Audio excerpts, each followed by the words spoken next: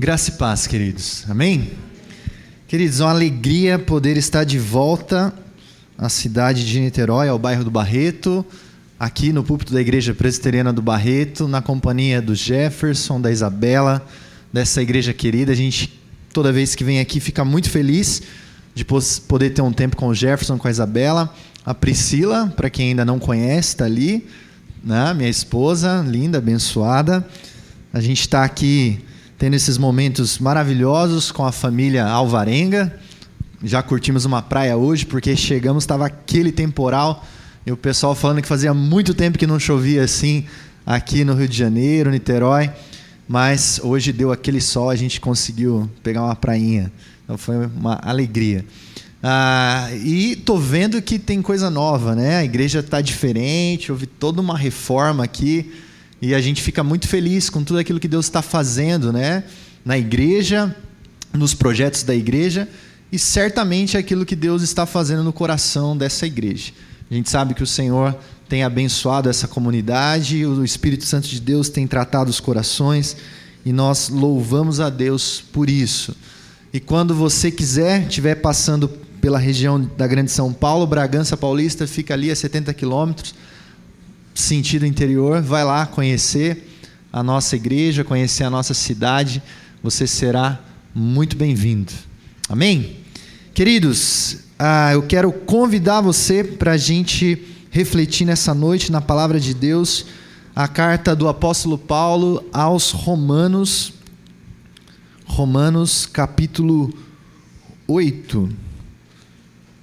Para a gente iniciar, Romanos capítulo 8, versículo 38 e 39.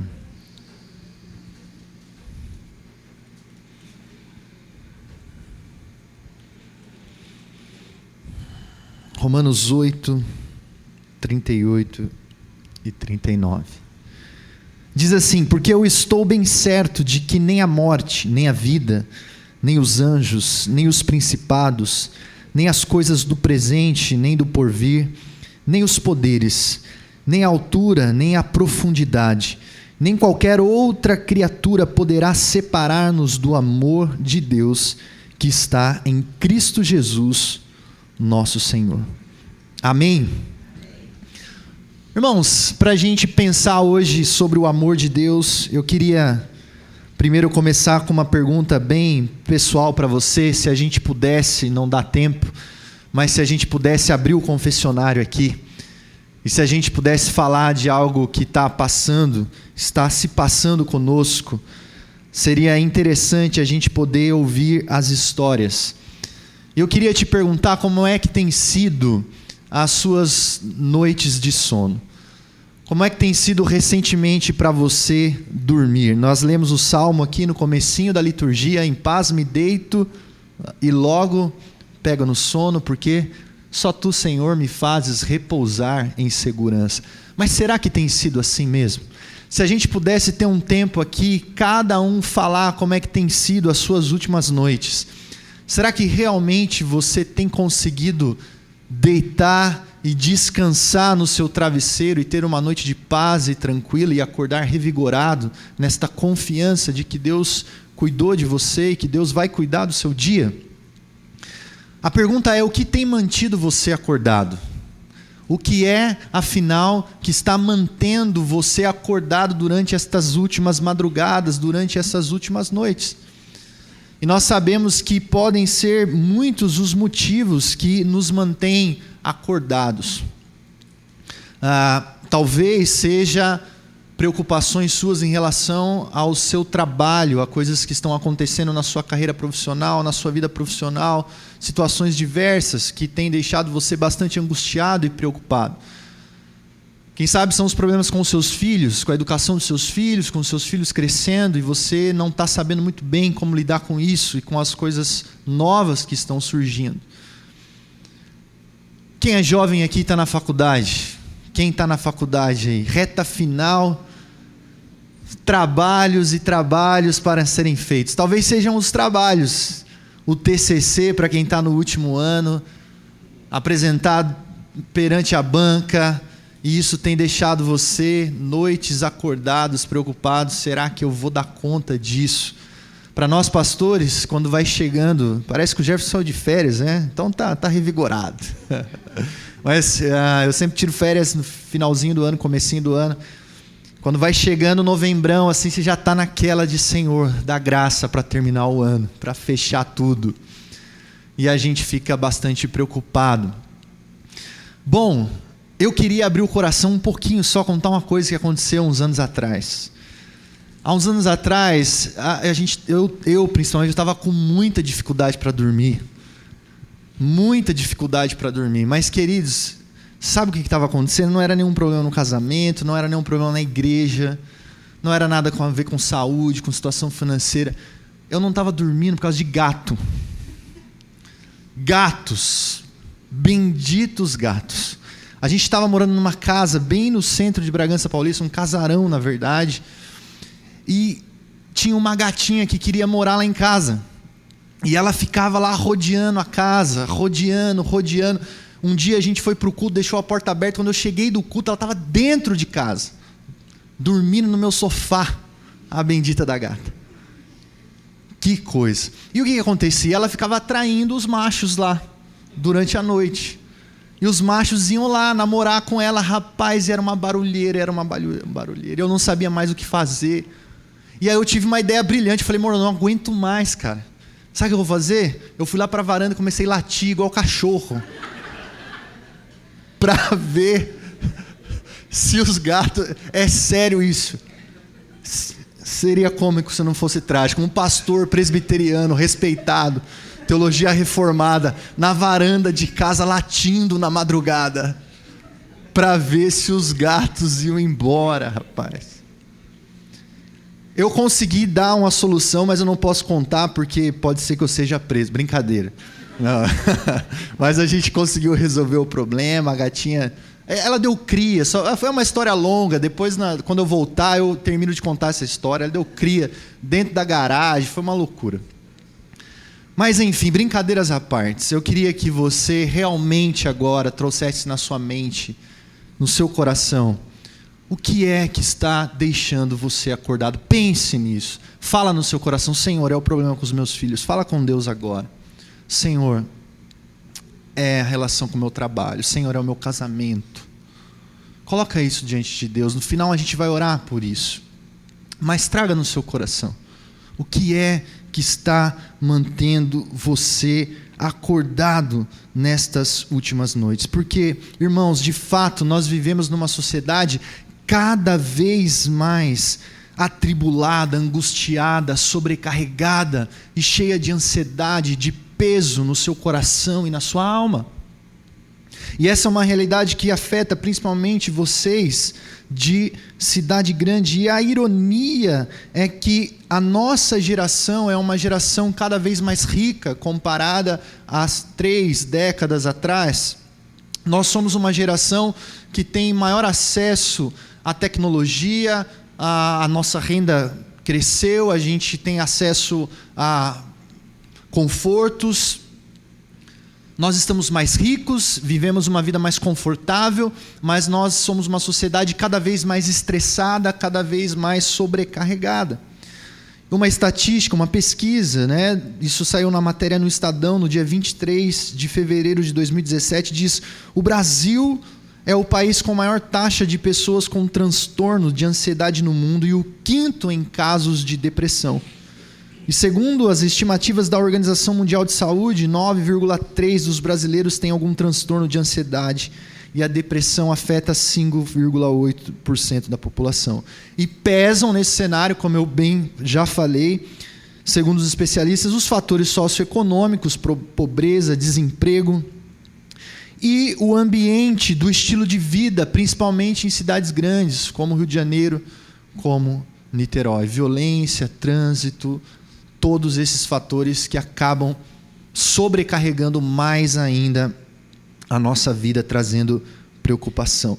E, confirmando as nossas estatísticas, foi aquilo que a gente fez aqui. Eu sei que tem coisas que perturbam você.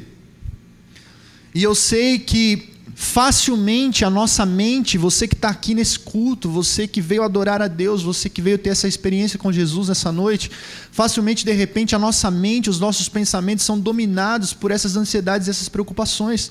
E, de repente, você não está mais aqui. E você só está aqui de corpo presente, mas a sua mente e os seus pensamentos já estão sendo perturbados por essas preocupações que nos cercam, que são comuns a cada um de nós aqui. O que é que tem mantido você acordado? E agora, a questão, o que é que você tem feito em relação a isso? E aí que está o problema, o que é que você tem feito em relação a isso? Porque, às vezes, nós acabamos reagindo de forma completamente errada. Então, um grupo de pessoas aqui reage diante dessas preocupações, dessas noites mal dormidas, dessas pressões, reagem pisando mais ainda no acelerador da vida. Ao invés de parar, de acelerar, de refletir, de fazer uma reflexão, de pensar, de buscar ajuda, pisa mais fundo no acelerador da vida e vai tomando decisões importantes, fazendo coisas ou desfazendo coisas sem nenhuma reflexão, vai assumindo mais trabalho, mais cargo, enfim, e vai tornando a vida ainda mais insuportável do que já está.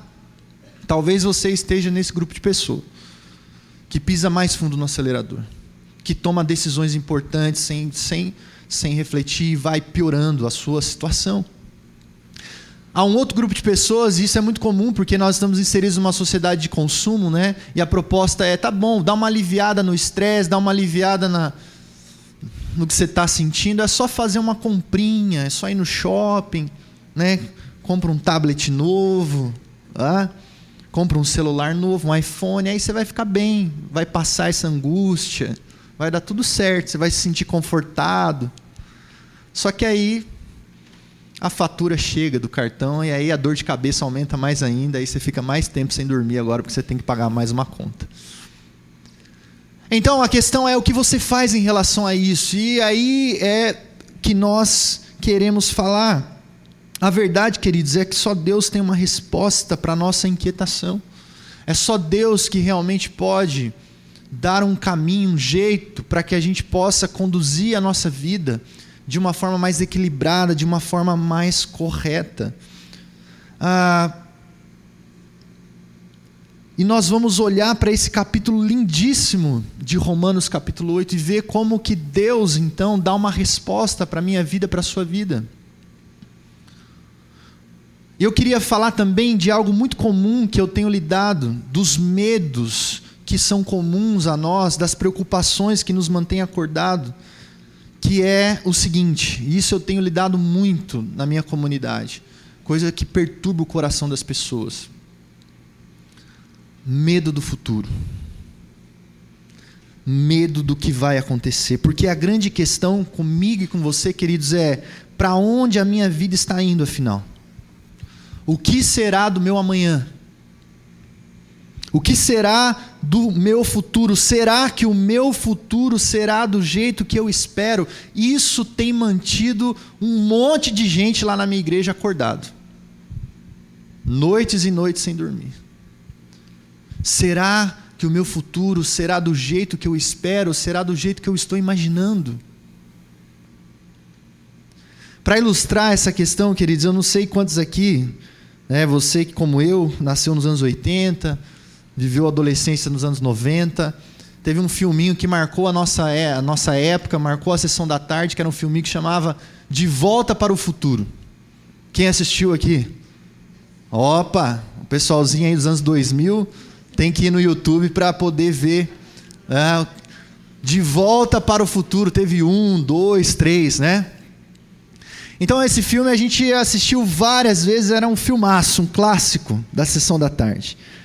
E Michael J. Fox então interpretava um jovem chamado Martin McFly. E Martin era um adolescente vivendo no ano de 1985. E Martin conseguia viajar para o passado, porque ele conheceu um cientista maluco que inventou um super carro, né? Que a gente admirava aquele carro. Como era o nome do carro, para quem era fã da... O DeLorean, que isso, o DeLorean. Todo mundo, né? Jovenzinhos aí, anos 2000, tem que ir lá no YouTube para ver o que era o DeLorean. O carro que voava. Uma máquina que voltava para o passado. E aí o que acontece? Marty vai para o passado com esse cientista maluco, viajando no tempo com o DeLorean. Só que aí tem um problema. O Marty esbarrou na sua mãe, lá no passado. Ele esbarra com a sua mãe antes da sua mãe ter se apaixonado pelo seu próprio pai. E aí tem um problema. Porque se a mãe dele não se apaixona pelo pai dele, o que acontece? Ele não nascerá no futuro. O futuro dele está prejudicado. E aí o filme é esse enredo aí, Marty então, desesperadamente tentando garantir que o seu futuro seja aquilo que realmente era para ser. E é interessante que o filme, a trama do filme passa numa fotografia, porque ele trouxe do futuro uma foto da sua família. E aí o que acontece? Conforme as coisas vão dando errado, conforme a mãe dele vai se afastando do pai e não se apaixona pelo pai, a família começa a sumir na fotografia. E ele vai ficando desesperado, porque aquele futuro que ele imagina que deveria ser, começa a sumir diante dos seus olhos. E ele fica desesperado, tentando garantir que o futuro seja como deveria ser. E essa história é a minha história e a sua história. A gente passa a noite sem dormir, imaginando o que será da gente no futuro, como será o nosso futuro. Nós ficamos tentando loucamente garantir que o futuro seja conforme nós estamos realmente imaginando, porque todos nós temos uma ideia do nosso valor e do nosso significado lá na frente. Nós temos uma ideia do que será de nós, do nosso valor e do nosso significado no mundo. Nós temos uma ideia de como será a nossa família, de como será a vida familiar, o meu casamento. Que desespero que dá, né, jovenzinho? Você, jovenzinho, que não casou ainda, eu vou orar por você, porque eu passei por isso. Talvez a sua esposa esteja lá em Bragança Paulista, Jefferson. Você tem que levar essa galera lá. Dá uma angústia, o que ser, Senhor, cadê a minha esposa? Senhor, cadê o meu marido? Como que será a minha família? O jovem que está na faculdade, está desesperado, Senhor, o que será de mim como profissional, da minha profissão? Será que eu fiz a escolha certa? Nós temos uma ideia sobre o que será de nós, do nosso lugar no mundo. E a gente fica desesperado quando aquela ideia que a gente tem sobre o futuro começa a sumir da nossa frente, porque a verdade é que realmente não há tanta garantia assim. Não há tantas garantias assim de que será assim como nós imaginamos. E dá uma dor no peito, e dá uma ansiedade, e dá uma insônia, e dá uma preocupação, e dá uma gastrite, e dá uma disenteria. Cada um reage de um jeito. O que será do meu futuro? Isso tem deixado muita gente acordado durante a noite. E é por isso, queridos, que nós vamos olhar aqui para Romanos, como a gente viu Romanos capítulo 8, porque Deus tem uma resposta para nós, e nós precisamos cultivar a visão que Deus tem sobre nós, e cultivar a visão que Deus tem sobre o nosso futuro.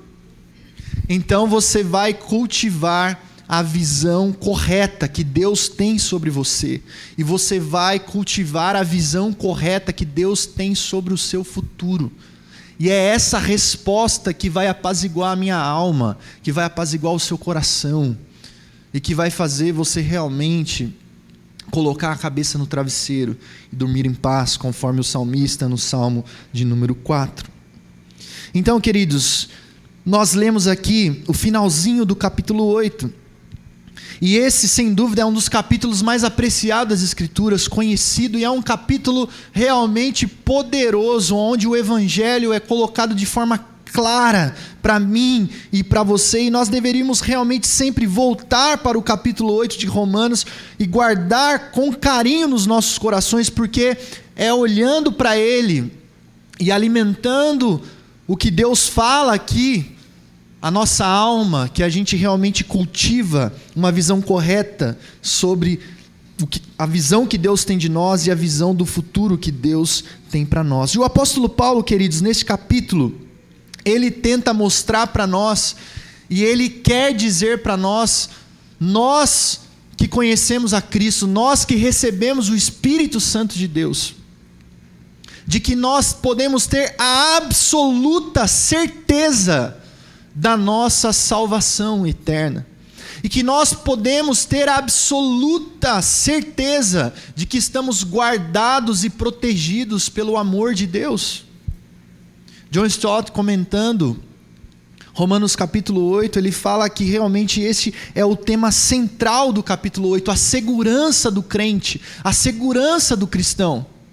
Esse capítulo quer nos convencer de que nós realmente estamos guardados no amor de Deus, podemos ter absoluta confiança e certeza da nossa salvação, e podemos ter absoluta confiança e certeza de que estamos guardados e protegidos pelo amor de Deus. Tanto que o capítulo começa simplesmente dizendo: não há condenação para os que estão em Cristo Jesus. O capítulo começa dizendo isso: não há condenação para os que estão em Cristo Jesus, e o capítulo termina dizendo: estamos guardados no amor de Deus. Nada poderá nos separar do amor de Deus. É assim que começa, é assim que termina o capítulo, dizendo: nós podemos ter absoluta certeza de que somos salvos, nós podemos ter absoluta certeza de que estamos guardados no amor de Deus. Mas, se você volta uns capítulos antes, rapidinho no capítulo 5, quando Paulo está desenvolvendo a teologia da justificação, que dá base para essa confiança de que Deus realmente nos ama. Então você vê aí no capítulo 5, versículo 8, um texto também conhecido nosso, ele diz aí: mas Deus prova o seu próprio amor para conosco pelo fato de ter Cristo morrido por nós, sendo nós ainda pecadores. Então no capítulo 5, Paulo desenvolve como que se dá a nossa justificação, que é pela fé, mediante a fé em Cristo Jesus. E aí ele está dizendo: olha, então nós estamos justificados diante de Deus, se Deus fez isso por nós. Se você continuar lendo o capítulo 5, ele vai falar isso, né? Se Deus fez isso por nós, logo muito mais agora, sendo justificados, versículo 9 do capítulo 5, pelo seu sangue, seremos salvos da sua ira. E lá no capítulo 8, então, ele vai falar então desse amor que nos alcança. Queridos, então este capítulo quer nos convencer de como realmente o amor de Deus por nós é forte, o amor de Deus por nós é intenso. O amor de Deus por nós, então, não é um amor que está buscando primeiramente valor em nós. Pelo contrário, o amor de Deus por nós é um amor que vem na nossa direção e acrescenta valor a nós. Por quê? Porque nós fomos amados por Deus, não porque nós já tínhamos dado um passo na direção de Deus. Nós fomos amados por Deus não porque nós tínhamos dado algum tipo de sinal que nós íamos nos arrepender. Mas o capítulo 5 fala isso claramente. Não. Deus nos amou na condição que nós estávamos, numa condição de rebeldia, de pecado, numa condição de estarmos voltados para Deus. Deus nos amou assim, nessa condição de pecadores. Deus não estava buscando valor em nós, mas Ele acrescentou valor a nós, pelo amor que Ele revelou no Evangelho em Cristo Jesus. É este o amor que me alcançou, é este o amor que te alcançou, é este o amor que alcançou o povo de Deus, a igreja de Deus. E a visão que você tem que cultivar, a visão que Deus tem para com você, e é essa visão que você tem que cultivar no seu coração, porque é isso que apazigua o seu coração, é uma visão de amor. Deus tem uma visão de amor para com você. Deus te ama de um modo escandaloso, você crê nisso? Porque é isso que apazigua o seu coração. É isso que deixa você em paz. Deus te ama de um modo escandaloso. Deus te ama de um modo profundo. Deus te ama de um modo intenso. É esse o amor que foi revelado de Deus por nós em Cristo Jesus. Você compreende que este amor de Deus por você é suficientemente grande, porque é a compreensão disso que vai começar a deixar você em paz. Você precisa cultivar esta noção correta de que Deus te ama. Queridos, e é por isso que, como nós lemos aqui o finalzinho do capítulo 8, né? Paulo está falando então dessas batalhas da vida, Paulo está falando dos perigos da vida, dos riscos da vida, e é por isso que ele conclui o capítulo 8 dizendo isso: eu estou convencido. Quando eu entendo a profundidade do amor de Deus, a grandeza do Evangelho, a grandeza daquilo que me alcançou, então ele diz, como nós lemos, Romanos 8, 38 e 39, eu estou convencido de que nem a morte, nem vida, nem anjos, nem demônios, nem o presente, nem o futuro. Queridos, absolutamente quaisquer poderes, nem altura, nem profundidade, nem qualquer outra coisa na criação será capaz de nos separar do amor de Deus que está em Cristo Jesus, nosso Senhor. A visão que Deus tem para comigo, para com você, é uma visão de amor, e isso impacta o meu e o seu futuro. Porque Deus nos ama, porque Deus me ama, porque Deus te ama, então isso impacta o nosso futuro. E nós vamos ver como isso impacta o nosso futuro. E como isso deve acalmar o meu coração e o seu coração em relação às suas preocupações quanto ao futuro. Queridos, se nós tivermos a convicção de que Deus nos ama assim, de modo realmente escandaloso, nós estaremos seguros, mesmo diante dos perigos da vida, porque ninguém disse que não haverá perigo. Ninguém disse que não haverá tensão. Ninguém disse que não haverá estresse. Ninguém disse que não haverá preocupações. Mas ele está dizendo que nada do que possa acontecer, absolutamente nada pode te separar do amor de Deus. Por isso você precisa cultivar essa visão que Deus tem para com você de amor, para que você, diante dos desafios da vida, diante dos perigos da vida, dos demônios, dos abismos, você consiga descansar na certeza do amor de Deus por você e na convicção de que Deus tem um futuro maravilhoso para com você. Queridos, quando nós não temos essa convicção no nosso coração, quando nós ainda não compreendemos a grandeza do amor de Deus por nós, e eu tenho visto isso na minha comunidade, pessoas que já ouviram pregações e pregações, sermões e mais sermões, estudos e mais estudos, mas não compreenderam a grandeza e a profundidade do amor de Deus por elas revelado em Cristo Jesus. Por quê? Porque elas sempre estão achando que estão sozinhas. Elas sempre estão achando que ninguém se importa, que Deus não se interessa. Elas estão angustiadas, elas estão com uma dor no peito enorme, desesperadas. Ainda não estão conscientes da grandeza e da profundidade do amor de Deus revelados por elas em Cristo Jesus. E faz anos e anos que estão sentados no banco da igreja. Talvez seja isso com você. Se você acha que ninguém enxerga você, que ninguém se preocupa com você, que ninguém entende a sua dor, a sua história, os seus problemas, não é bem assim. Porque a palavra de Deus está dizendo que Deus nos ama. E olha o que diz esse capítulo, volta aí no versículo 26 e 27, você não está só. Versículo 26 e 27 do capítulo 8.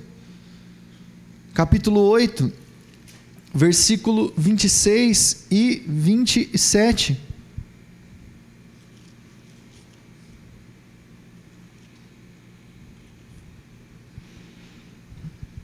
Também, quem? O Espírito. Semelhantemente faz o que, queridos? Ele nos assiste, nos ajuda. Quando?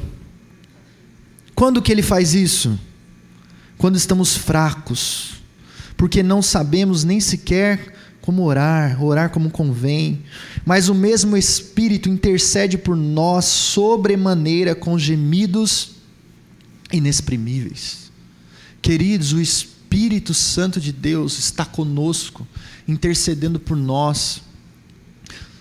Quando a gente está ali frágil, diante dos perigos da vida, diante das incertezas, das angústias, do medo quanto à relação ao nosso futuro, quando a gente não sabe nem o que orar, o que pedir, o Espírito Santo de Deus intercede por nós e nos ajuda na nossa fraqueza, nas nossas angústias, e Ele diz ao Pai: Pai, não é bem assim, ele está desesperado, Pai, ajuda o teu filho. O Espírito Santo de Deus nos cobre, nos abraça. Nós não estamos só, nós não estamos sozinhos, nós não estamos abandonados. Queridos, quando nós tendemos a ficar paralisados diante dos perigos da vida, quando os nossos sonhos em relação ao futuro começam a sumir e a gente começa a ficar desesperado, quando tendemos a pensar que nós somos os nossos sonhos, o Espírito Santo de Deus começa a interceder por nós diante do Pai, e o Espírito Santo começa a fazer algo lindo no nosso coração. Dá uma olhada aí agora, um pouquinho antes, versículo 16 e 17 do capítulo 8. Versículo 16 e 17 diz: o próprio Espírito testifica com o nosso Espírito que somos filhos de Deus. Ora, se somos filhos, somos também herdeiros de Deus e co-herdeiros com Cristo. Se com Ele sofremos, também com Ele seremos glorificados. Queridos, é muito interessante isso, porque às vezes a gente confunde as coisas, a gente acha que nós somos os nossos sonhos, que nós somos os nossos projetos, e aí o Espírito Santo começa a interceder por nós diante do Pai, e o Espírito Santo faz uma coisa: ele nos lembra que nós somos filhos, que nós somos filhos amados, que somos filhos, então somos herdeiros de Deus, somos co-herdeiros com Cristo. Ou seja, você não é os seus sonhos nem os seus projetos. Isso significa que se alguns dos seus sonhos não acontecerem e não saírem conforme você imagina no seu futuro, isso não significa que você não é amado por Deus. Não é isso que diz quem você é. O que diz quem você é aquilo que o Filho fez por você na cruz do Calvário e te deu uma identidade nova. Você é filho e você é amado. Isso significa, queridos, que se você entendeu o Evangelho de nosso Senhor Jesus Cristo, você é livre para ganhar, e você é livre para perder, porque na verdade não há perdas para quem está em Cristo Jesus. Amém? Nada rouba a sua identidade, absolutamente nada. Nada muda o seu status diante de Deus, nada muda, nem o seu sucesso, nem o seu fracasso, não muda aquilo que você é diante de Deus. Você é filho, você é amado, você é herdeiro, co-herdeiro em Cristo Jesus, do reino de Deus. Amém? E aqui começa o impacto sobre o meu e o seu futuro. Porque o que está falando, queridos, aqui é o seguinte: é que nós tínhamos um problema em relação ao nosso futuro. Nós tínhamos um problemão. Nós tínhamos um problemaço em relação ao nosso futuro.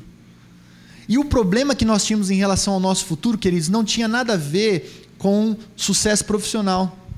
Não tem nada a ver se eu vou casar ou não vou casar. Todas essas coisas, Deus cuida de nós.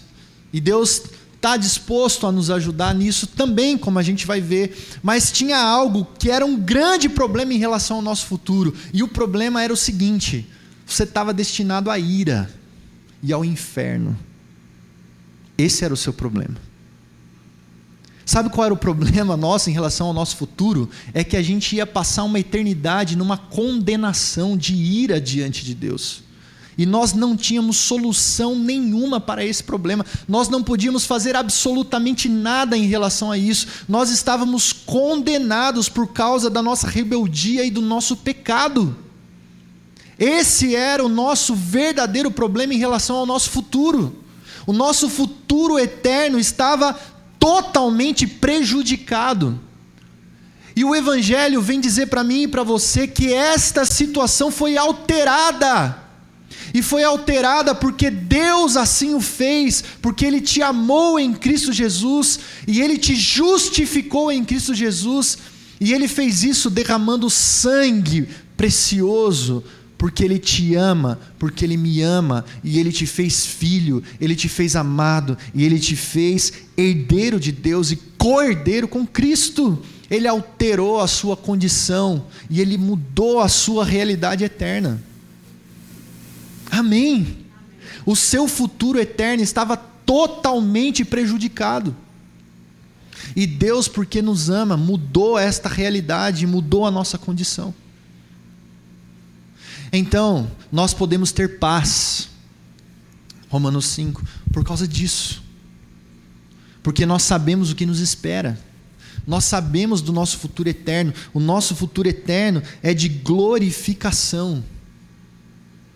É de uma realidade totalmente nova, de uma realidade onde não haverá angústias, absolutamente nada, e isso está estabelecido, e nós podemos ter convicção e absoluta certeza de que estaremos lá. Isso é algo realmente maravilhoso. Então, Deus nos ama, Deus te ama de modo escandaloso. Cultive essa visão de que Deus realmente te ama por causa do Evangelho. Isso tem um impacto sobre o seu futuro eterno. O seu futuro eterno está garantido por causa de Cristo Jesus. Mas não para por aí. Ele diz que nós somos chamados a participar dos sofrimentos de Cristo. Também somos chamados a participar dos sofrimentos de Cristo. Participar dos sofrimentos de Cristo, queridos, é viver como Cristo. É confiar no caráter bondoso do Pai. É confiar, querido, que tudo aquilo que acontece comigo e com você, se nós estivermos vivendo no Evangelho, no amor de Deus, até mesmo as nossas frustrações irá resultar em algo glorioso para o nosso futuro imediato. Deus trabalha em todas as coisas. Isso também está em Romanos 8. Olha que coisa. Olha aí, Romanos 8, 28 e 29. Romanos 8, 28 e 29. Sabemos que Deus age em todas as coisas para o bem daqueles que o amam, dos que foram chamados de acordo com o seu propósito. Pois aquele que de antemão conheceu, também os predestinou para serem conforme a imagem de seu Filho, a fim de que ele seja o primogênito entre muitos irmãos. Queridos, Deus trabalha em todas as coisas. Deus alterou a nossa condição, Deus garantiu o nosso futuro eterno. E com relação ao nosso futuro imediato, e com relação ao meu amanhã, queridos, Deus nos ama tanto que Ele trabalha em todas as coisas. E o que deveria nos preocupar, na verdade, é o seguinte: será que eu estou me tornando mais parecido com Jesus?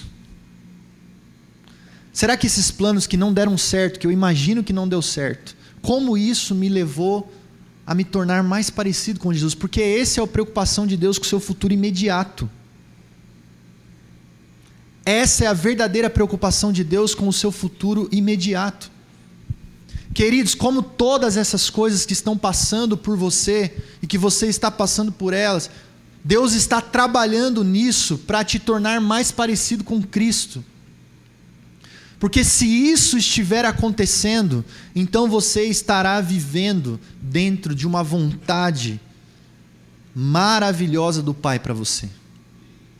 Porque isto é a grande preocupação de Deus.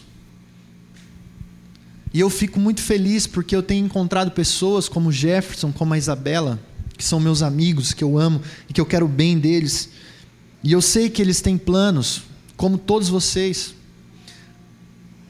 E eu não sei quais vão acontecer ou não vão acontecer, mas o que eu fico feliz é que eu vejo Jesus na vida desses jovens, e que eu vejo que em cada experiência que eles passam, Jesus brilha ainda mais na vida deles. E se isso estiver acontecendo com você, meu querido, então você pode colocar a sua cabecinha no travesseiro e dormir em paz. Porque essa é a vontade de Deus para você. Essa é a vontade de Deus para mim. Sabe, às vezes eu me pego assim também, pensando sobre o meu futuro imediato, sobre os meus planos. Eu tenho, e todos nós temos, como eu disse, algo do que será de nós. Nós temos um lugar no mundo, um propósito. Mas a grande questão é como todos os processos da minha vida, o meu casamento, situações que não deram certo, como tudo isso está me transformando à semelhança de Cristo. Porque se isso estiver acontecendo, então, Senhor, eu estou indo na direção certa. Eu estou indo na direção que o Senhor tem para mim. Porque, irmãos, infelizmente, como eu falei, muitas pessoas que estão frequentando igreja, estão ouvindo sermões, estão lá,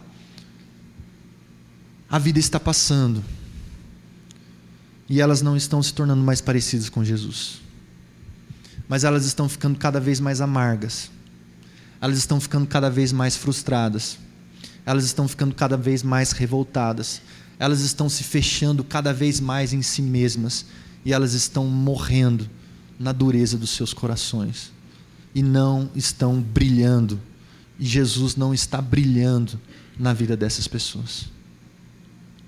Eu queria te perguntar, se você tivesse total convicção de que Deus te ama, como Ele afirma aqui no capítulo 8, se nós tivéssemos plena convicção disso, como seria a minha vida e a sua vida? O pastor John Ortberg, ele lista algumas coisas aqui para nós. Ele fala, se nós tivéssemos total confiança no amor de Deus, talvez o nível de tensão das nossas vidas diminuiria. Talvez nós teríamos a certeza então de que podemos descansar colocando o nosso futuro nas mãos de Deus. Nós não permitiríamos que as nossas incapacidades nos paralisassem diante da vida. Primeira coisa. Segunda coisa, se nós tivéssemos total certeza que Deus nos ama, nós seríamos mais calmos. Nós poderíamos lidar com muitas questões difíceis durante o nosso dia, mas nós manteríamos a calma, o equilíbrio, nós teríamos certeza de que estamos na companhia de Deus, de que o Espírito está nos guiando. Talvez nós não falaríamos tantas bobagens. Eu falo muita bobagem às vezes, murmuro demais, reclamo tanto. E aí eu percebo que eu não estou confiando no amor de Deus. 3, talvez, se confiássemos, nós não deixaríamos nos abater pela culpa. Nós seguiríamos em frente, nós iríamos superar os nossos pecados, as nossas dores. Nós iríamos deixar para trás essas coisas, nossas amarguras. Nós seguiríamos em frente. 4, nós confiaríamos em Deus ao ponto de obedecer a Deus sem reservas. E nós não iríamos pensar que por obedecer a Deus estaríamos nos privando de algo melhor. Não, nós obedeceríamos a Deus. Porque eu tenho certeza que Ele me ama. E porque Ele me ama, o meu futuro eterno está garantido. E porque Ele me ama, o meu futuro imediato está garantido. Deus está trabalhando em mim e eu estou me tornando mais parecido com Jesus. Queridos, para a gente concluir, olha o versículo 32. Romanos 8, 32. Aquele que não poupou o seu próprio filho, antes por todos nós o entregou, porventura não nos dará graciosamente com ele todas as coisas? A resposta é uma pergunta retórica. A resposta é: o que será que Deus não nos dará? O que Paulo está falando aqui ele está fazendo um argumento do maior para o menor. Se você estava condenado ao inferno, se o seu futuro eterno estava prejudicado, Deus resolveu isso te dando a vida do seu filho. Deus te deu o precioso sangue derramado do seu filho na cruz do Calvário, para garantir o seu futuro eterno. Se Deus fez isso, será que Ele não vai cuidar do seu futuro imediato? Será que Deus não é poderoso para cuidar do seu casamento, para cuidar da sua família, para te ajudar a resolver os seus problemas? Será que Deus não nos ajudará com proteção, com abrigo, com apoio, com vestimenta? É claro que vai, porque Ele te ama. Porque Ele te ama. Ele te ama muito. Essa é a visão de Deus. Essa é a visão que Deus tem no seu coração, para mim e para você, uma visão de amor. E porque Ele nos ama, nosso futuro eterno está garantido. Nosso futuro imediato está garantido. Ele está cuidando de nós. E nós estamos nos tornando a semelhança do seu Filho, para que Jesus brilhe em nós, para que Deus seja glorificado na minha vida e na sua vida. Eu fiz uma pergunta: o que é que tem mantido você acordado? E eu queria orar por você. Queridos, nós cremos que Deus ministra nos nossos corações, como nós aprendemos na escola bíblica, que Deus usa os dons espirituais para abençoar a vida das pessoas. E que eu sou parte do corpo de Cristo e que eu tenho sido abençoado por milhares de pessoas. Mas Deus decidiu, na sua graça, na sua soberania, nos colocar no caminho da Igreja Presbiteriana do Barreto. E nós não estamos aqui por acaso, nós sabemos disso. O Senhor falou com você nessa noite. E se o Senhor falou com você nessa noite, eu queria que você se colocasse de pé, que você realmente colocasse diante do Senhor aquilo que está mantendo você acordado. Como a gente falou, eu quero orar por você. Eu quero que você entregue isso nas mãos do Senhor. Eu quero que você descanse. Convidar o Ministério de Louvor à frente, para a gente repetir a canção.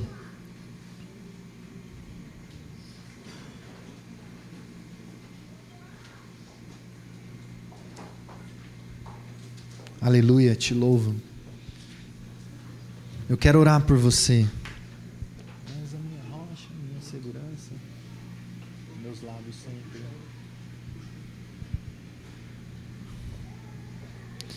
Pai de amor, Pai de misericórdia, aqui está o teu povo, Senhor. E eu tenho absoluta certeza pela tua palavra que o Senhor ama. O Senhor ama profundamente essa igreja, Pai. Ó Pai, o teu amor é intenso, é escandaloso. O Senhor deu Cristo, a vida do seu Filho, por esta igreja, por esta amada igreja, Pai.